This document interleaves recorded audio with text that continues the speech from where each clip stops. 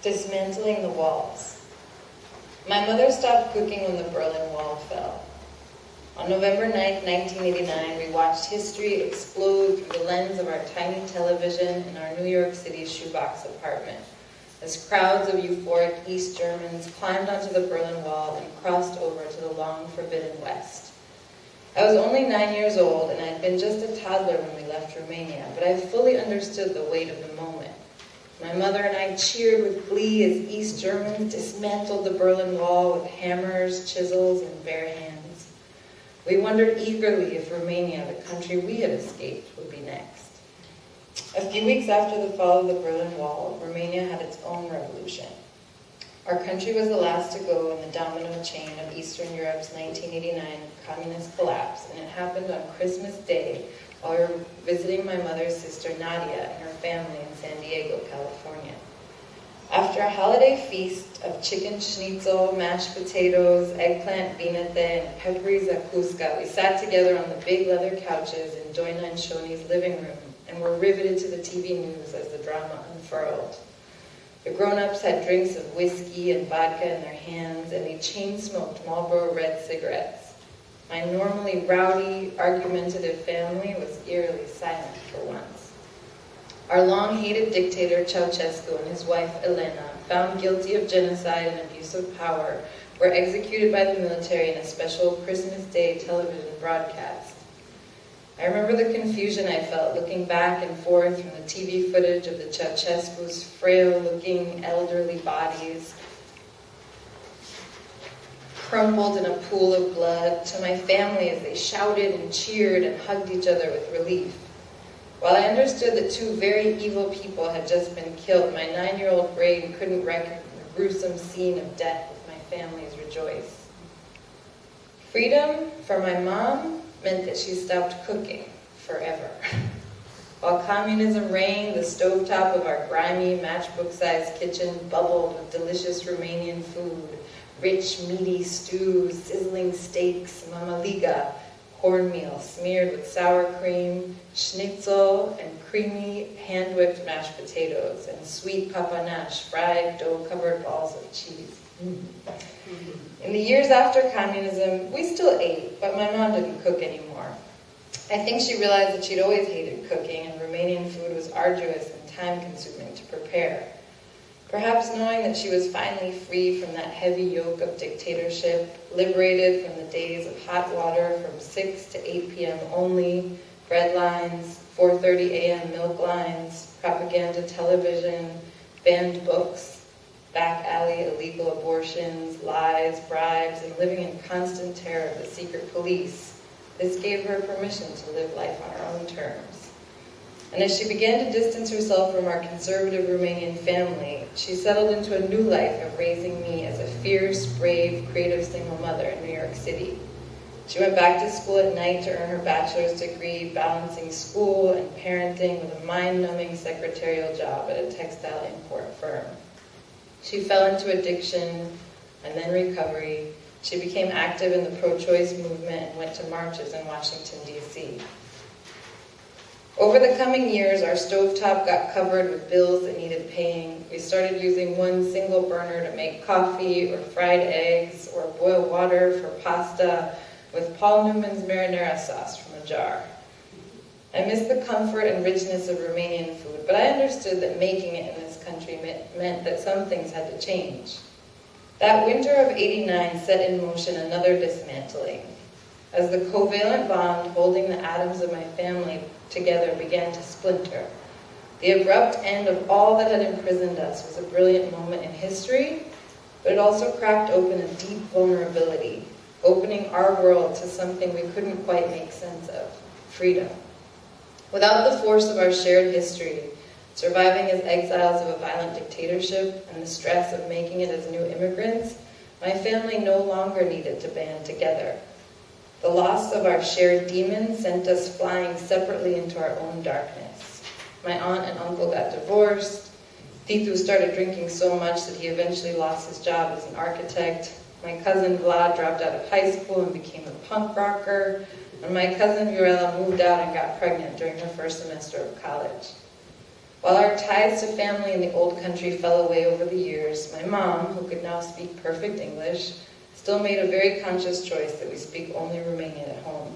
Every night before bed, my mom's low and rich, deep voice cooed me to sleep with the Romanian lullaby, Hai Lin Lin. Romanian language, stories, and songs were the ways my mother conveyed her love to me and made me feel nurtured even as she struggled. By the skin of our teeth, my mom and I made it in New York City. I know she gave the best of her to make the best of me.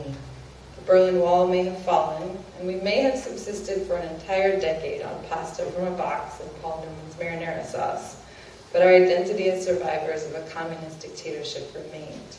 Because of it, I grew up scrappy and solid-built, a tough Romanian New Yorker, pure molten ore in my middle, built to last.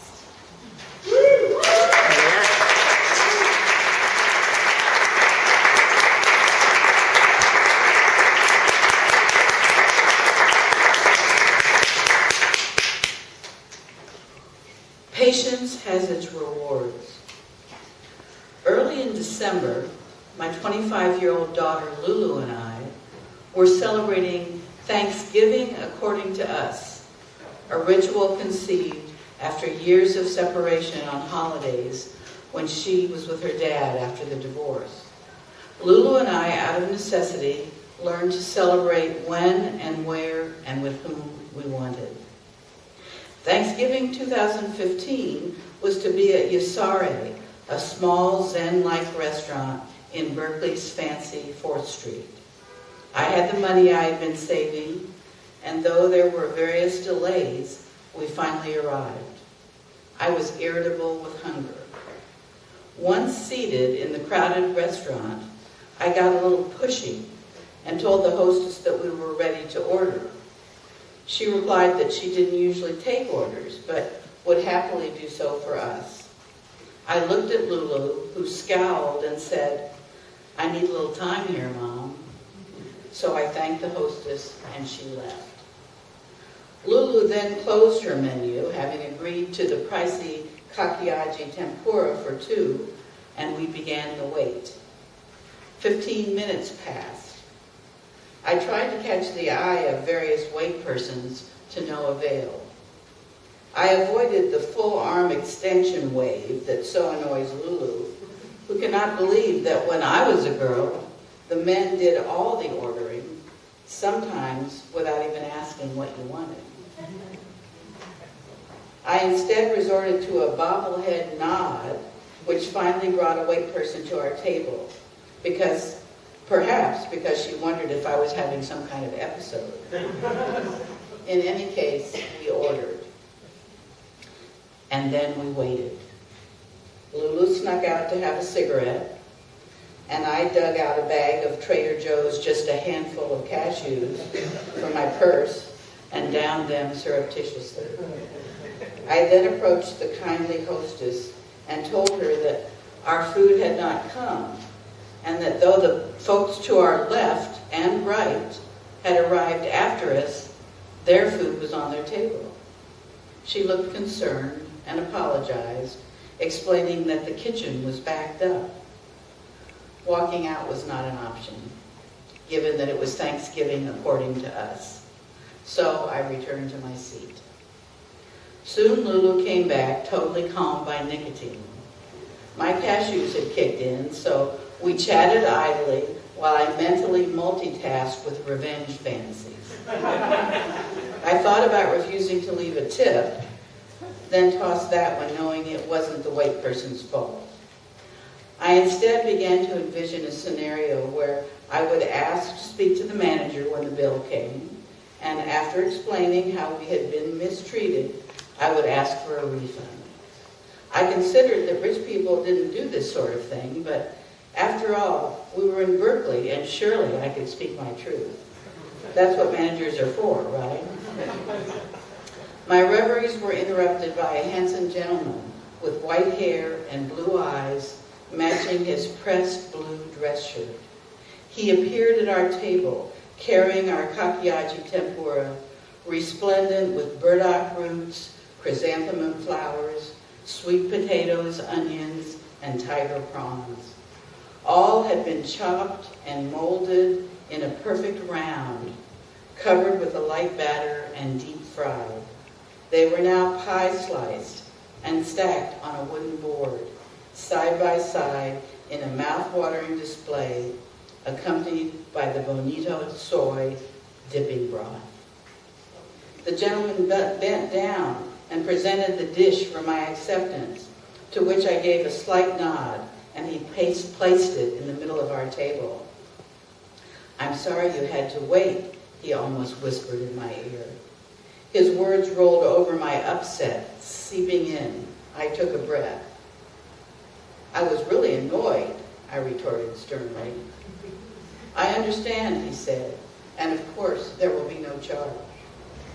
Complete forgiveness instantly filled my heart, and I thanked him. "And you are?" I asked. "The manager," he replied with a slight bow, then turned and exited. I winked at Lulu, said grace, and we lifted our chopsticks and dug in.